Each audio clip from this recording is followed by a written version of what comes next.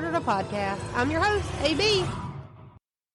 And this week on Mama Murdered, a podcast, we're diving into part 6 of the Cleveland 3 abductions of Michelle Knight, Amanda Berry, and Gina DeJesus, who were all chained up, beaten, and tortured, and also held captive inside of the home of a school bus driver for over a decade. We have gone through so much information in this case already that if you haven't, then I would highly suggest you go back and listen to the first 5 parts of this case before you even try to start here. Or else this episode may not make a whole lot of sense to you. So I also wanted to remind everybody that the Mama Murdered, a podcast merch is still available. We still have tumblers, t-shirts, ball caps, and even stickers that can go on the inside or the outside. So you can put them on your car, you can put them on your phone, your laptop, even your fridge. I have one everywhere because of course I do. Also wanted to mention that if you're listening on Spotify, please be sure to click the star rating and rate the podcast with whatever star amount you see fit. 1 star being the worst, 5 stars being the best. And if you listen on Apple, then Apple actually gives you the option to leave like a written review, which is always fun. And I look forward to reading them here every week at the end of every episode. I like to pick one of the written reviews and then read it here for everybody because frankly, we could all use a little positivity after these cases. And I'm sure you can hear it in my voice in this episode. I'm not really sure what's going on. My voice is kind of squeaky and kind of going in and out, and I'm not really sure why. It started last week after I recorded, and it just hasn't gotten any better since. So ignore my weird voice and any and all baby squeaky noises that may be in the background of this episode. I've still been babysitting little man Monday through Thursday, so he's been squeaking around in the background of every episode for the past few weeks. Maybe you haven't heard it. I definitely have. That's enough on that either way. So with all that being said, and without further ado, let's get it. Last week, we left off on Castro taking all 3 of the women down into the basement where he chained them all up together down there. And Castro chained all the women up together in the basement because his kids and their spouses had started getting suspicious about why no one was ever allowed in the upstairs part of the house. So Castro took all of the women down into the basement so that his kids and their spouses would actually be able to walk freely around the upstairs part of the house for the first time in forever. And of course they would be able to walk freely because none of the women would be chained up in their bedrooms since he had put all the women in the basement. But then one of Castro's kids asked about why the basement door was locked, and of course, Castro just came up with an excuse that the basement was under construction, that it was full of water, and that it wasn't really safe for anyone to be down there, which was a lie. So Castro's kids kind of dropped the questioning and they left the house. And Castro was so paranoid that his kids or their spouses were just going to show back up randomly to look around again, without him knowing, of course, that he actually left all 3 of the women chained up in the basement for an additional 3 weeks after his kids came to inspect his house. And I think that's where we left off last week, so let's jump right back into the timeline of where we left off. All 3 of these women absolutely hated being chained up in this cold, wet, dirty basement, but they were all at least glad to be chained up down there together, because they could all use some human interaction, and all 3 of these women would soon learn that as much as they all 3 hated being stuck in the same basement where all of their torture had started, they learned pretty quickly that the van wasn't any better. Castro had left the women chained up in the basement for 3 weeks after his kids had shown up asking questions, but when those 3 weeks were up, Castro moved all 3 of the women from being chained up in the basement together to being chained up in the back of his van. And the van that Michelle, Amanda, and Gina had all been moved into was just a regular style van that was parked in the backyard of Castro's house. Now, the only problem with being chained up in the van was that it was the dead of summer and all 3 of the women were stuck in the back of this van with no AC, no power, no entertainment, and as little food and water as possible. And if you're as nosy as me, you might be wondering why Castro would move them from the basement into the back of an old van. And Castro had moved all 3 of the women from the basement to the van because his family was coming to visit again. And this time, Castro wanted to be able to walk his kids and their spouses through every room in the house, including the basement. And he probably hoped that by walking his kids and their spouses around the entire house, that maybe they would stop coming around asking so many questions. So in order to cover his own ass, Castro moved the women from the basement and then chained and left the women in the van that was parked out back. And the way that he left all three of the women sitting in the back of the van was kind of like he had just thrown an old car part back there and left it. I really feel like that tells you all you need to know about Castro. And you would think that with them being chained up in such a small space, such as the back of a van, that maybe the rapes and sexual assaults would stop. But they didn't. All three of the women were still being raped and assaulted. It just wasn't happening as often while they were in the van. Michelle, Amanda, and Gina were all chained up in the back of this old van for about a week before they were all moved back into their quote-unquote bedrooms. Amanda was back in the same room as before, and she was alone again, and Michelle and Gina were kept in the same room that they had been kept in before, still chained up to one another and together. And I'm going to jump ahead a little bit here just because there's still so much to cover in this one case, and I wanted to make sure that this story was told as close to its entirety as possible without just stealing things word for word from the books that all the women wrote about their time in captivity. So, jumping ahead just a little bit, Castro eventually had all three of the women 100% absolutely, completely convinced that he was untouchable and that he could get away with anything because up to this point, he had actually done and gotten away with everything. Castro had also convinced the women that he would rather kill himself than to have his secret found out about.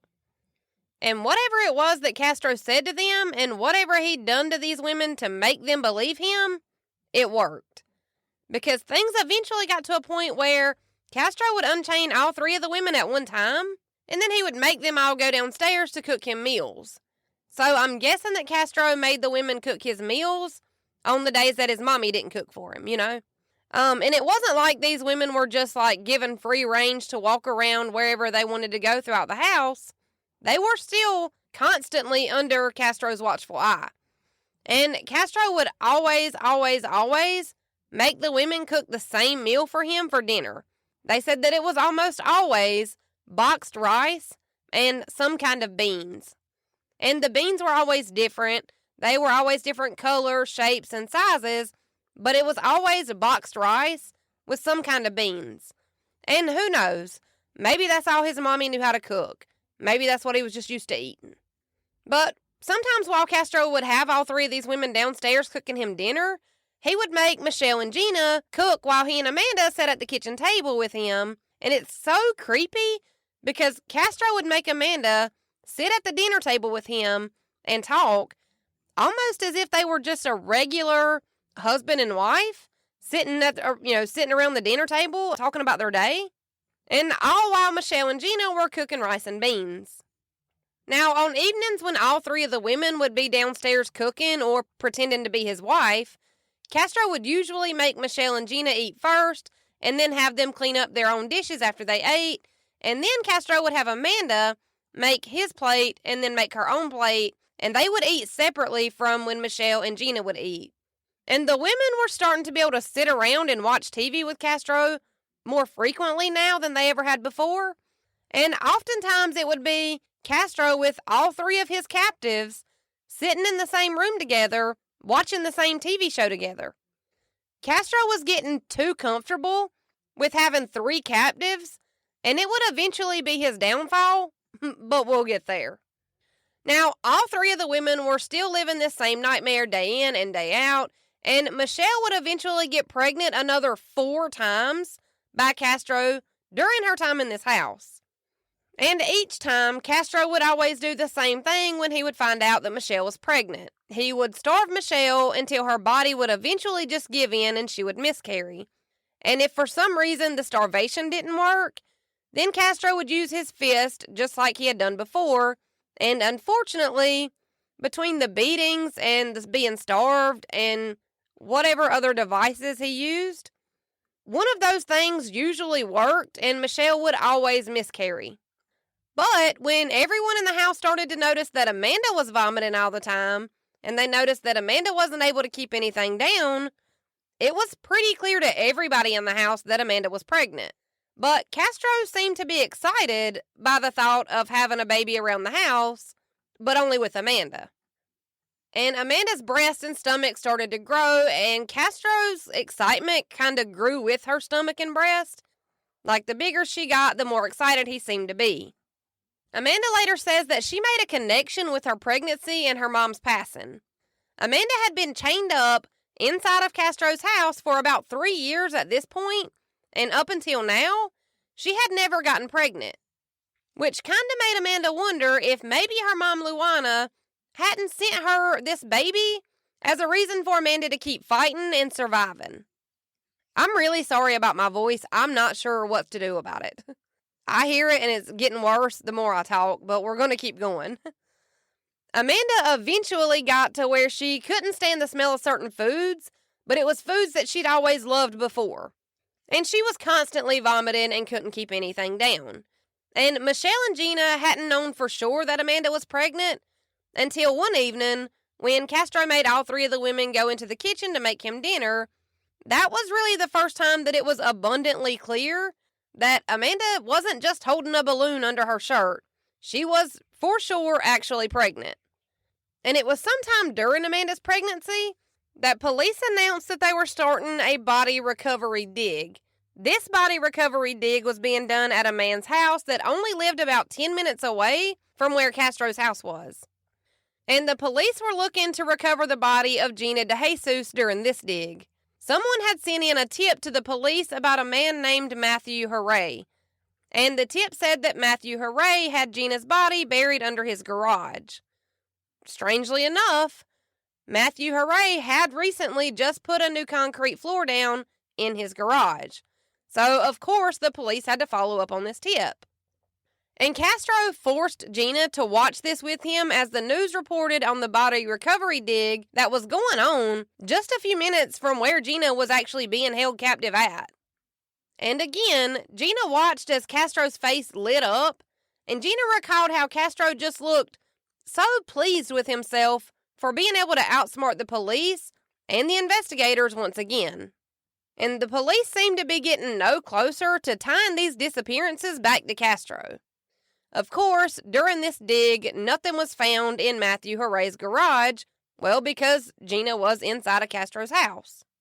Now, it was nearing towards the end of Amanda's pregnancy when Castro had started making Amanda sleep downstairs with him in his bed.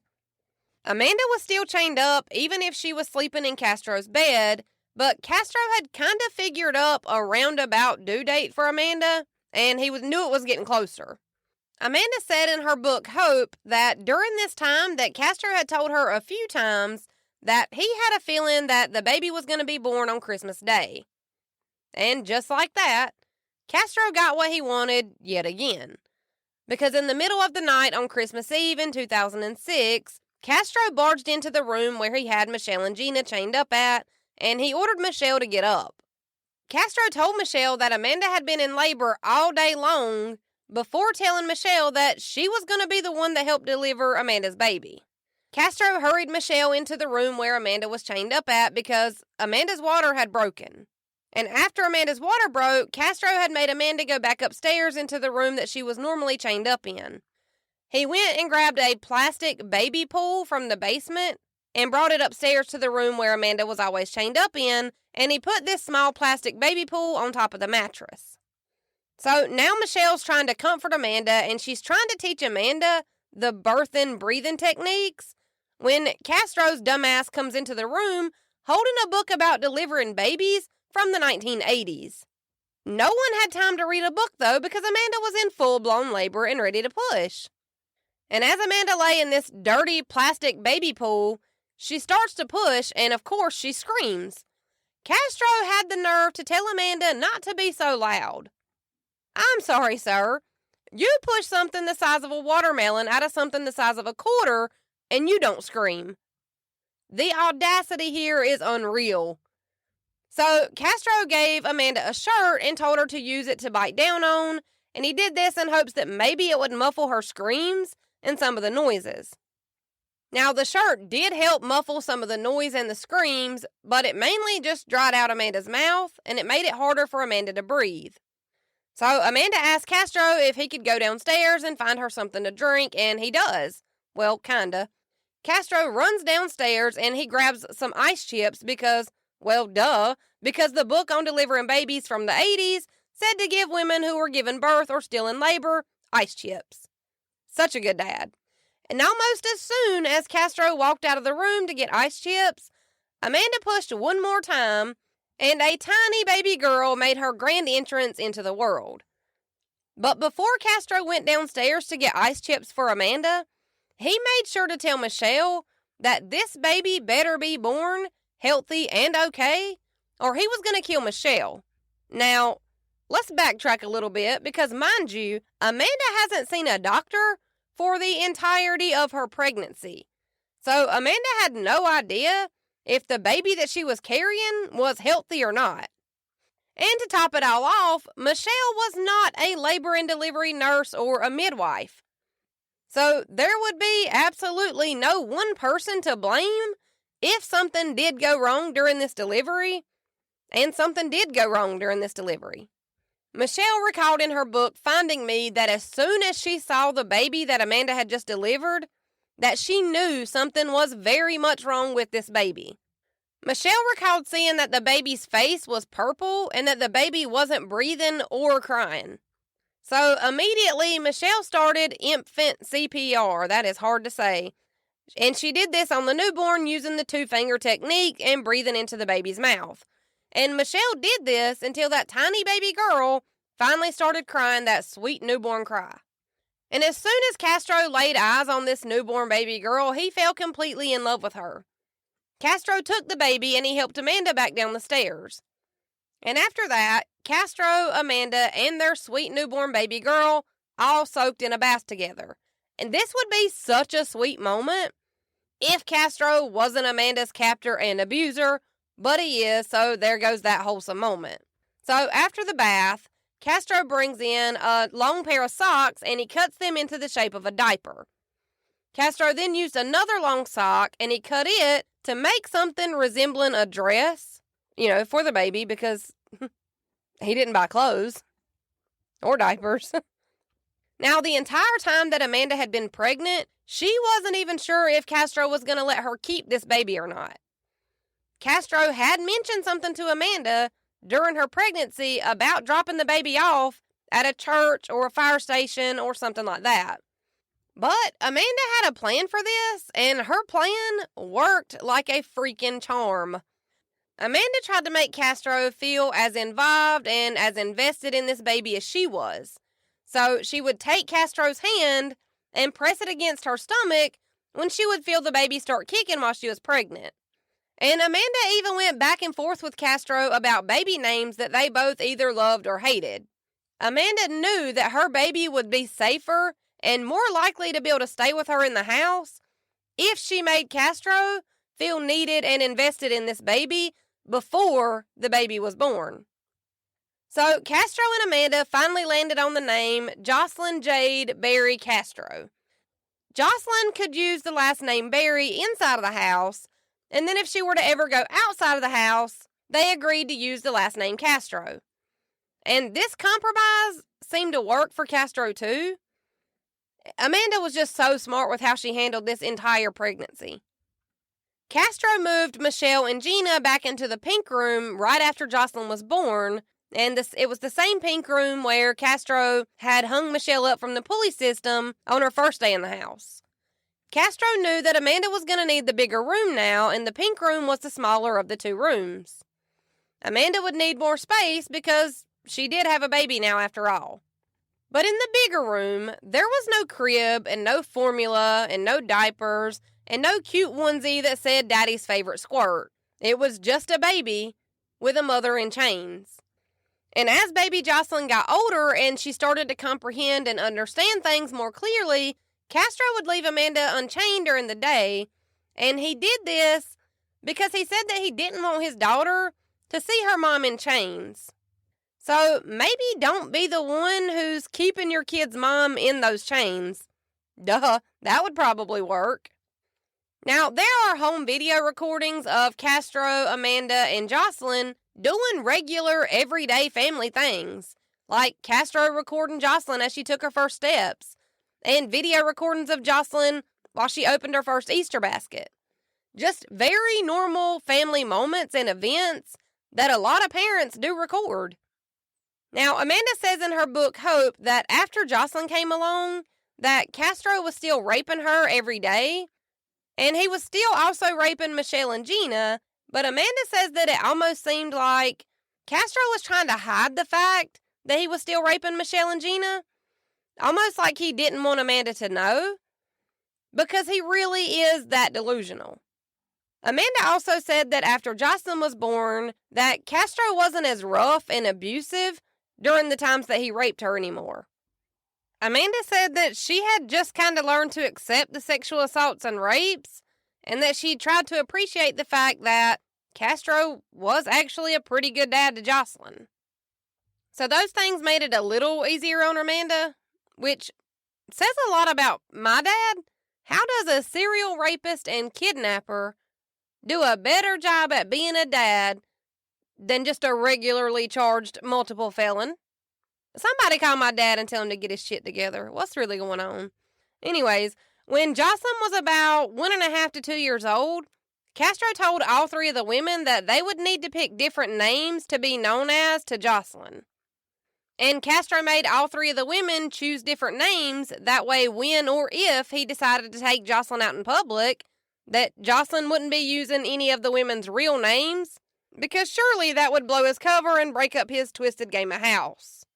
So essentially, he didn't want Jocelyn to be out in public telling people that Michelle, Amanda, and Gina all lived with her and her daddy, because Castro was worried that someone would put 2 and 2 together if they heard all 3 of those names being used in the same sentence about the same house. So Gina chose the name Chelsea, and Michelle chose the name Juju, and she said that this was after the Juju candy, which is a candy that I've never heard of. And Castro just decided that Amanda would just be known as Mandy from now on, which is also what he was referring to Amanda as when he was making those phone calls to Amanda's mom from Amanda's phone. And I'm not going to refer to these women by their fake names that they were forced to give themselves, because Castro's taken enough away from them. The only time that I'll use these fake names is when or if I'm quoting something that Jocelyn said, if she used those fake names. Now, when Jocelyn was about 2.5 years old, she started asking Amanda what the chains around her ankles were for. Jocelyn was getting older and she was becoming more curious, and Amanda just tried to answer calmly, and she explained to Jocelyn that those were just her bracelets. But Castro was getting more and more uncomfortable with Jocelyn seeing the chains on all the women in the house. So in August of 2009, Castro took Jocelyn outside and into the backyard for the very first time. And Jocelyn was about 3 years old at the time, so she was 3 years old before she ever saw a tree or a leaf or a piece of grass. And Amanda watched from a window inside as the sun lit up her daughter's face for the very first time.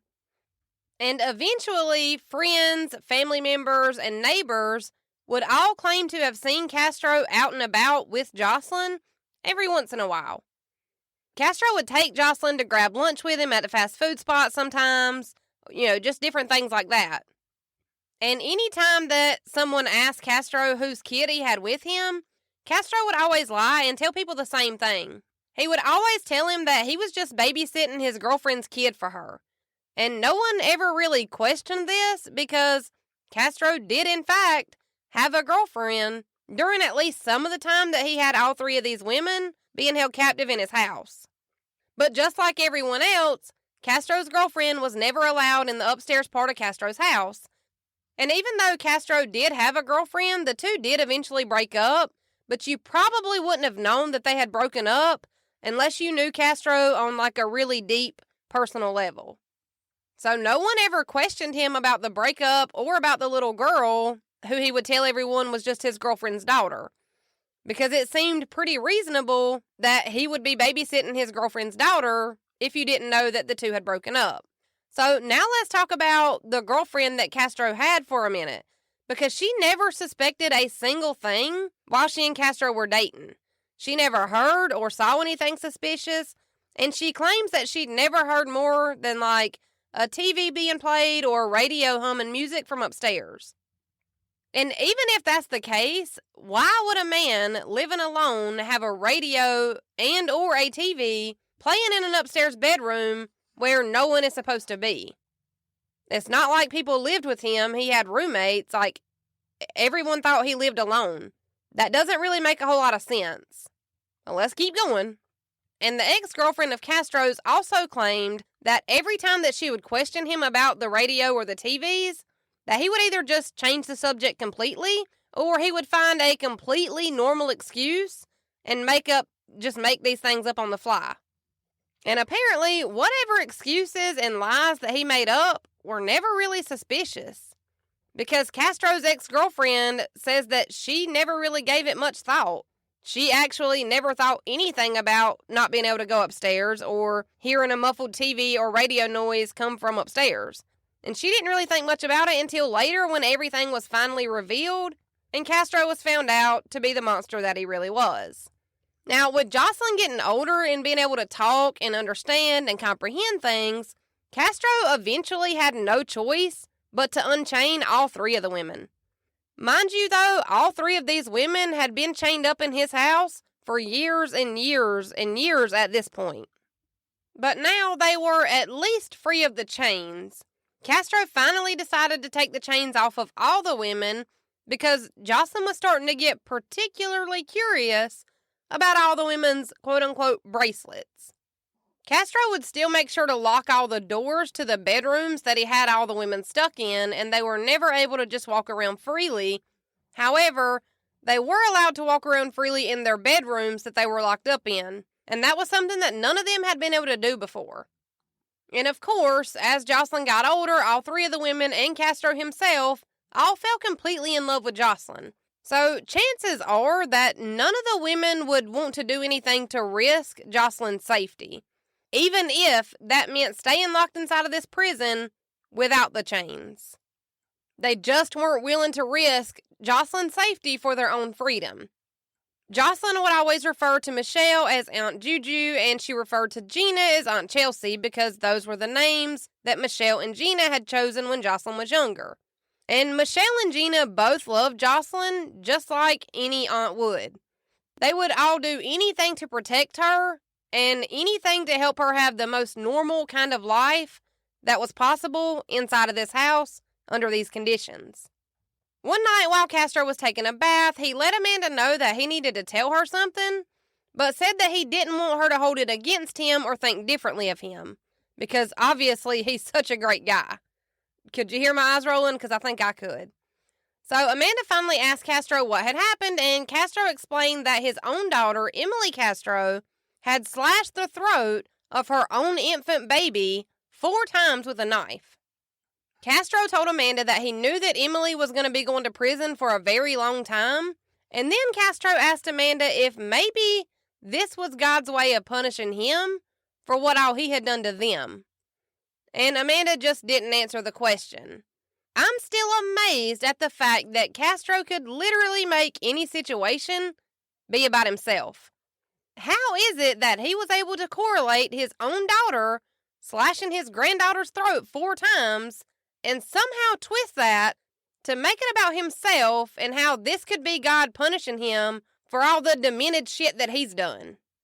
Like, how do those two things go hand in hand? They don't.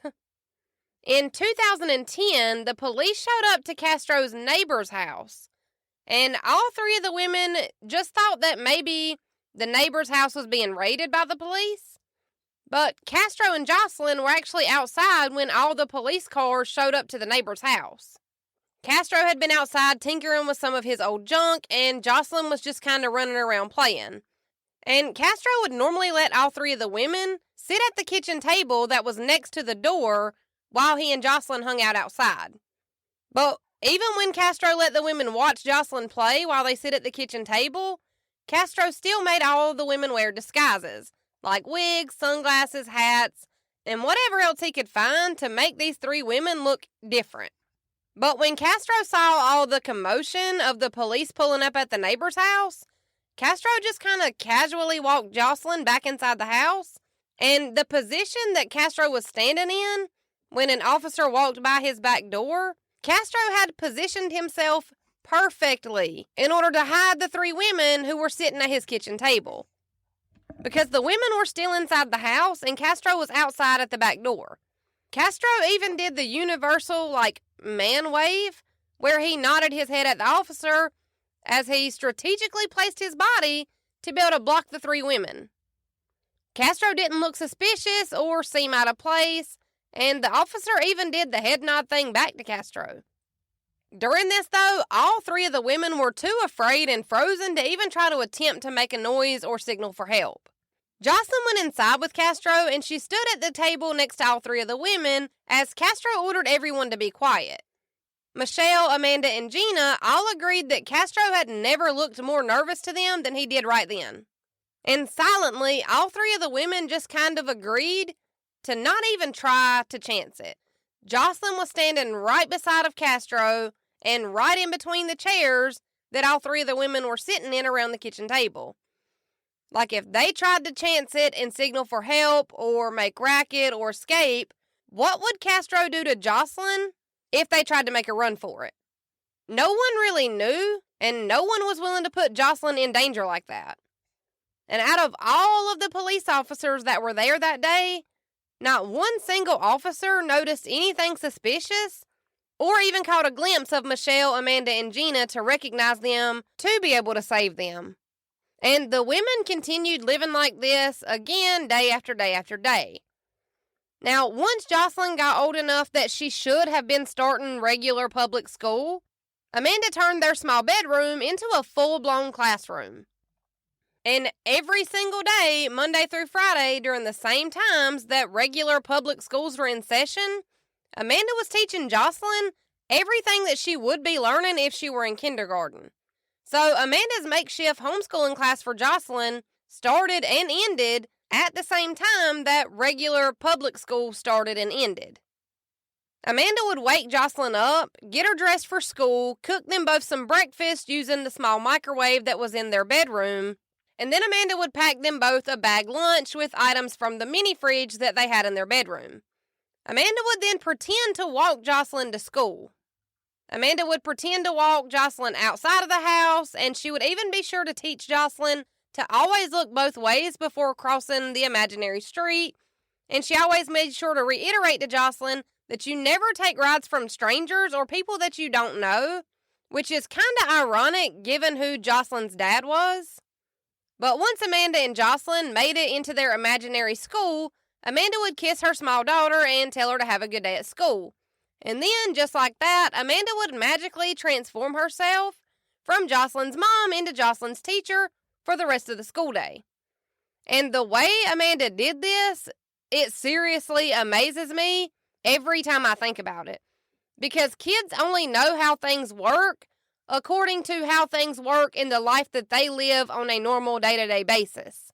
For example, a kid like Jocelyn, who had only ever been outside of the house a few times for short periods, and as a kid who had never been around other kids, Jocelyn would have no way of knowing that this is not normally how you would go to school, that you wouldn't go to school in the same room where you eat, sleep, and use the restroom. But this was her normal, and Amanda was trying to make it as close to what Jocelyn would have experienced in the real world if they were out and allowed to do normal, regular things. This is seriously momming at its finest. Amanda taught Jocelyn how to read, how to write, and basic math skills. And Amanda did all of their schooling in one corner of the bedroom that she and Jocelyn shared. Amanda had turned that one corner into a whole-ass classroom. Amanda and Jocelyn took weekends off from school, just like regular public schools would do, and Amanda was doing the best that she could do, while all 3 of these women sat in these bedrooms watching on their tiny, outdated TVs as the world just passed them all by. Things that happened during these women's time in captivity were things like Michael Jackson's death and the royal wedding of the century. Of course, so many other things happened, but that's just to name a few. And all of these things were happening while all three of these women were stuck looking at the same four walls day in and day out. Now, it was in July of 2012 that a man who was incarcerated in prison actually confessed to the murder of Amanda Berry, which is strange because she's alive and well. And the breaking news of a body recovery dig was flashing across the small TV screen in Amanda's room. Now, this body recovery dig was happening just 2 blocks from where Amanda was being held captive at in Castro's house. Amanda could even hear the helicopters flying over top of the house, and they were all looking for her. Which just brings me to my next point. It is insane to me how many times the police were so close to this man and this house where these women were actually at, and no one knew or realized a single thing. And things would continue to happen inside of the house, like the bedbug fiasco that Amanda and Gina experienced in the room that they were locked up in.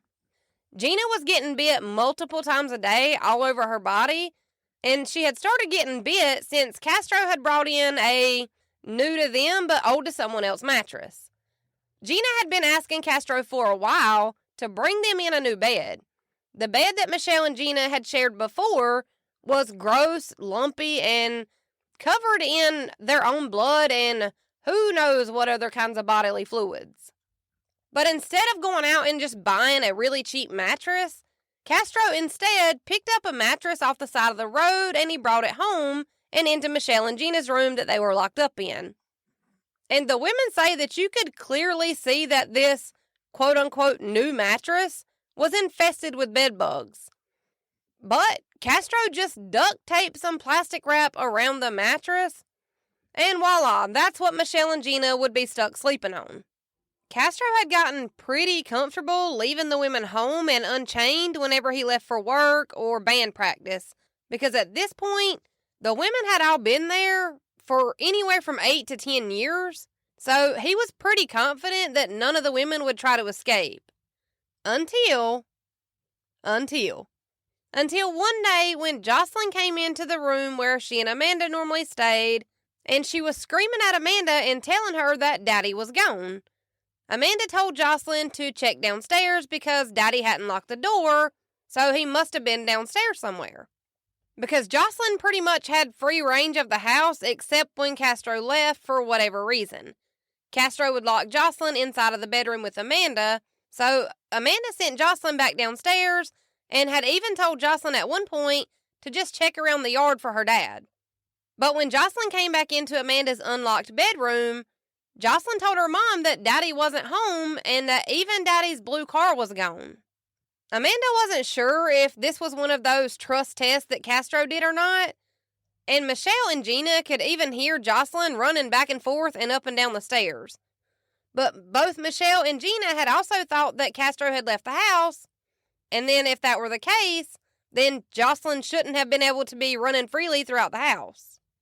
And it made it even harder for Amanda to believe, because throughout the entire 10-year span that Michelle, Amanda, and Gina had all been inside of Castro's house, Castro had never, not one time, made a mistake or forgotten to lock all 3 of the women inside of their bedrooms when he left.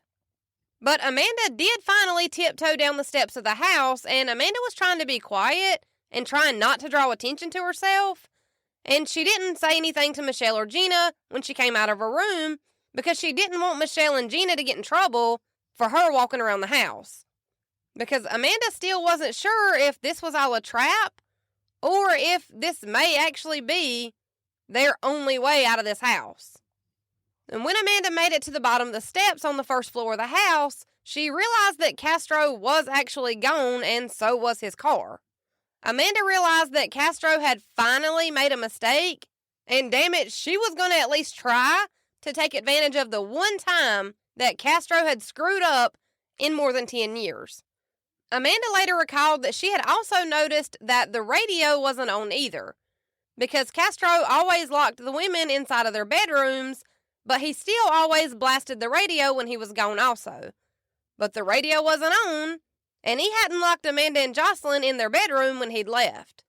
Amanda says in her book, Hope, that at that moment that she whispered a short prayer to her mom, telling her mom that if it was finally her time to escape, she'd just ask her mom to give her some kind of sign to let her know. After Amanda whispered that short prayer to her mom, asking for a sign, Amanda swears that she felt this overwhelming feeling, and it almost felt like someone were pushing Amanda forward and towards the door. Amanda firmly believes that this was her mom pushing her and telling her to go for it, and I also believe that this was Amanda's mom giving her the sign to go ahead. And that sign was all that Amanda needed. Amanda ran towards the front door, and before she got there, she realized that there was actually an alarm on top of the front door that she was running towards for help. But when Amanda pulled the door open, the alarm didn't sound. The alarm never went off. So how many of these alarms that Castro had strung out around his house wouldn't actually have even ever gone off? Probably none of them. So Amanda kept pulling on the door to open, and as the door opened, though, Amanda realized that there was yet another obstacle that she would have to go through in order to get everyone freed from this house. Once Amanda got the main front door opened, she could see that there was a screen door that had chains holding it shut. Amanda had never seen the front door from the outside of the house since the day she had been abducted. So she had no idea that this door was wrapped in all kinds of chains. Amanda pushed and pulled on the screen door, and she was hitting and banging on the door, just trying to draw attention from anyone who may be able to hear her from outside of the house. And like most young kids, Jocelyn could feel Amanda's fear, and she could feel through Amanda how important this moment was for both of them. Jocelyn just kind of breaks down and starts crying, because really, what else is she supposed to do? She's a child, and this has to be terrifying. But Amanda would have to put comforting Jocelyn on hold for now, because Amanda finally got the screen door opened just enough to be able to stick her arm out of the door. So Amanda's screaming and waving her arm around when a man walks up on the porch of Castro's house. And he starts trying to help Amanda pull the screen door that's wrapped in chains open, but it wasn't budging. So by this point, there are multiple people standing around on the sidewalks, just watching and talking amongst themselves as Amanda tries to break the chains to get the screen door opened. And then a tall, skinny black man walks up onto the front porch of Castro's house, and he's trying to help Amanda kick in a small wooden panel that's on the bottom part of the door, which was smart because the wooden panel was probably a lot easier to break through than the chains would have been. This guy's instructing Amanda on where to kick the panel, and finally the panel gave in and broke. And this man helped Amanda and Jocelyn crawl out of this small opening that they had kicked in on the panel. So Amanda and Jocelyn are finally out of this house. They're standing with the man who helped them escape, and it's the same man that had helped Amanda escape from Castro's house, who also let Amanda use his phone to be able to call 911. And I'm actually going to play the 911 call for you here, because as bad as this story is, we could all use some good news, and the guy that helped Amanda, he's a personality. He's a whole ass vibe. So I'm going to play the 911 call and then pieces of the interview afterwards that they did with the guy that helped get Amanda and Jocelyn out. So here we go with the 911 call. Hello, please. Help me, I'm Amanda Berry. You need police, fire, or ambulance? I need police. Okay, and what's going on there? I've been kidnapped and I've been missing for 10 years, and I'm here. I'm free now. Okay, and what's your address? 2207 Seymour Avenue. 2207 Seymour. It looks like you're calling me from 2210. Looks like you're calling me from 2210. I can't hear you. It looks like you were calling me from 2210 Seymour. I'm across the street. I'm using this phone. Okay, stay there with those neighbors. Talk to the police when they get there. Okay. Okay, talk to the police when they get there. Okay. Hello? Yeah, talk to the police when they get there. Okay, I'm going to wait now. I We're need going them to send now. them as soon as we get a car open. No, I need them now before we get back. All right, we're sending them, okay? Okay, I mean, what Who's the guy? Who's the guy you're who's the guy who went out? His name is Castro. All right, how old is he? He's like 52. All right, and I'm Amanda Berry. I've been on the news for the last 10 years. okay, I got that With here. I already. Gina. And you said what was his name again? Castro. And is he white, black, or Hispanic? I'm Hispanic. What's he wearing? I don't know, because he's not here right now. That's why I got away. When he left, what was he wearing? Sweetheart, it's okay. What? Right, the police are on the way. Talk to them when they get there. Okay? Okay. I told you they're on the way. Talk to them when they get there, okay? All right, okay. Thank you. Bye. I'm just going to say it. I hate that 911 call. It seemed like that operator gave absolutely zero shits that she's been abducted and in this house for 10 years. But that's not my job. We're moving on. So now let's listen to pieces of the interview before we keep going with the story. So this legend's name is Charles Ramsey. And I told you, if you've never seen these interviews, he's a whole ass vibe. Like, I would chill with this guy, no questions. It's a little bit longer than what I would normally play, but trust me, it's worth it. We need something to smile about at the end of this case. Charles Ramsey's about to give it to you. Let's get it. Hey, Charles, let me talk to you. I'm talking with Charles Ramsey. He's a neighbor. Walk me through again what happened this afternoon. You heard screaming. I heard screaming. I'm eating my McDonald's. I come outside. I see this girl going nuts, trying to get out of her house.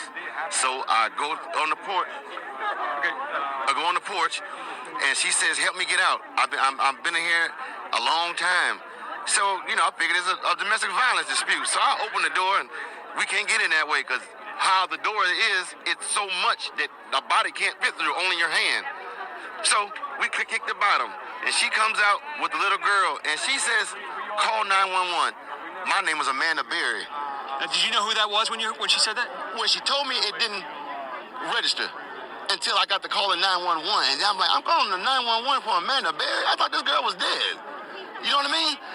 And she got on the phone, and she said, "Yes, this is me." And the detective, Cook, right here, Detective Gregory Cook says, "Charles, do you know who you rescued?" I said. Now, and when did you see Gina? About 5. We're good. So about 5 minutes after the police got here, see, that girl Amanda told the police, "I ain't just the only ones. It's some more girls up in that house." So they went up there, 30, 40 deep, and when they came out was just astonishing because I thought they were going to come up with nothing. I figured, whoever she was, and like I say, my neighbor, you got some big testicles to pull this off, bro, because we see this dude every day. Every day. How long have you lived here? I've been here a year. Okay. You see where I'm coming from? Right. I barbecue with this dude. We eat ribs and whatnot and listen to salsa music. You see where I'm coming from? And you had no indication that there was anything going on? Bro, not a clue that girl was in that house or anybody else was in there against their will, because how he is he just comes out to his backyard, plays with the dogs, tinker with his cars and motorcycles, goes back in the house. So he's somebody that you look away because he's not doing nothing but the average stuff. You see what I'm saying? Yeah. There's nothing exciting about him. Well, until the day. What was the reaction on the girls' faces? I can't imagine to see the sunlight, to be around people. I knew something was wrong when a little pretty white girl ran into a black man's arms. Something is wrong here. Dead giveaway. Charles, thank you very much. Dead giveaway. Thank you very much for your time. And either she homeless or she got problems. That's the only reason why she run into a black man. Charles, thank you for being there, man. Charles Ramsey, neighbor, heard the screaming, took action, went and did what he needed to do. The rest is unfolding before us here on Seymour. I'm going to send it back to you. Every day. They've never seen nobody in that house, bro. And if y'all ain't been listening to this podcast long enough to figure out what this episode title's gonna be, we got a problem. I hope y'all know what I'm about to title this, but let's get back to the timeline because we still got more to go. So now that the police know where to go, they arrive on scene shortly afterwards. But when police arrive, I'm assuming that they probably had to kick Castro's door into his house, and a few of the officers went inside to free Michelle and Gina. According to Charles, they rolled in 40 deep to get Michelle and Gina out. But Michelle was still so convinced that this was one of Castro's sick, twisted games that she even talked Gina into staying inside of the house and just waiting on things to die down outside. Because remember, Michelle and Gina have no idea that Amanda and Jocelyn had finally escaped, that they'd finally made it out. They have no idea that the police know how long they'd all been there and that they were coming to free them. They had still been locked inside of the same bedroom that they had always been locked in. So they were not only clueless about everything that was happening shortly before this, but they were also pretty skeptical. Because after 10 years and nobody shows up to help, I'm sure you would be skeptical when somebody does finally show up. But the moment that Michelle saw that these were real police officers with real badges, she hauled ass. Michelle basically climbed into the arms of one of the officers, and she told the officer please to never let her go. Michelle Knight, Amanda Berry, Gina DeJesus, and Jocelyn Berry were all freed from Castro's House of Hell on May 6th of 2013. When officers first saw Michelle, they were under the impression that she was a young kid, not a 32-year-old adult, and that may have something to do with just how short she is. But then later at the hospital, it was released that Michelle weighed a whopping 84 pounds on the day of her escape from Castro's house. My 10-year-old weighs 80 pounds. That is insane. It took some coaxing for Michelle and Gina to feel like they were finally safe enough to actually go outside of the house. But once the officers were able to coax them into going out of the house, all three of the women and Jocelyn, who was 6 years old at the time of the escape, were all taken to the emergency room. Amanda let officers know that Castro was driving a 1993 blue Mazda Miata. And she also told the officers that she knew that Castro had to be driving around somewhere in that immediate area. So officers put out an APB, or an all-points bulletin, and an all-points bulletin is where basically one police station sends out a broadcast to all other stations in the surrounding area, basically telling them who to be on the lookout for, the description of the person and or the vehicle, with instructions on the particular suspect, whether they need to be arrested or detained or what have you. It was shortly after this APB was put out on Castro that he was arrested. Now, at the hospital, Amanda and Gina were reunited with their families and friends and showered with flowers and gifts and love and support and happy tears. And Michelle, on the other hand, absolutely refused to accept visitors, even from her own family, which, I mean, can you really blame her? I don't know. We weren't there. So Amanda, Jocelyn, and Gina were all released from the hospital just days after their escape. But Michelle had much more severe injuries that had gone untreated, and she ended up staying in the hospital for much longer than the rest of the girls and women. While Michelle was in the hospital, she was told that she would never be able to have kids.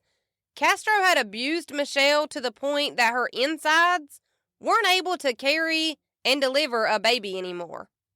Michelle's jaw, to this day, is still messed up from the abuse directly related to her face.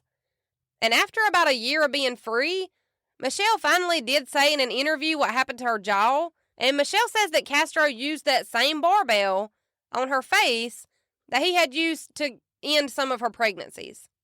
Her eyesight was permanently damaged from her time in Castro's house, and when Michelle finally made it to the hospital after her escape, doctors informed Michelle that she was suffering from a bacterial infection that was basically eating away at her body from the inside. Doctors guessed that she would have only made it about another 2 days or so if she wouldn't have made it out of the house. She was expected to live 2 more days with the infection in that house. And she just so happened to get out at the perfect time. You tell me things don't happen for a reason. So as far as the women, after they returned to their families and friends, they all turned into literal badasses. Michelle is a fierce advocate for abuse survivors who hopes that she can help others by sharing her own story.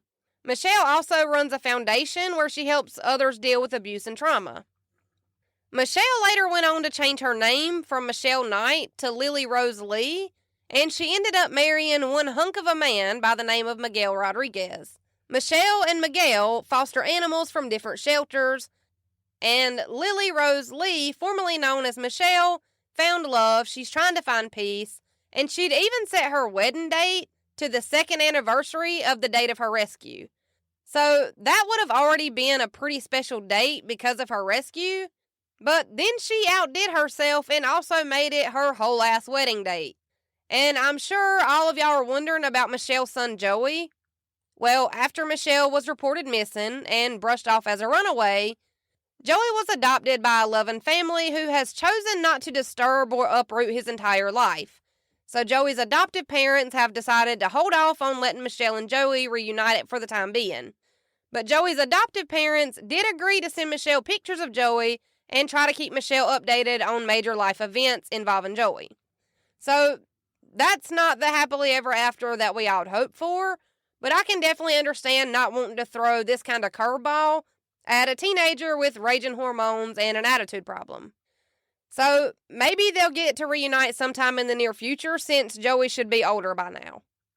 Amanda went on to start working with Fox 8 News reporting team, and she does a missing person segment for that news station now, which is awesome. And the segment is called Missing with Amanda Berry. And this segment is directed at shining light on missing and/or exploited children. She also does a lot of advocating for missing and abused children.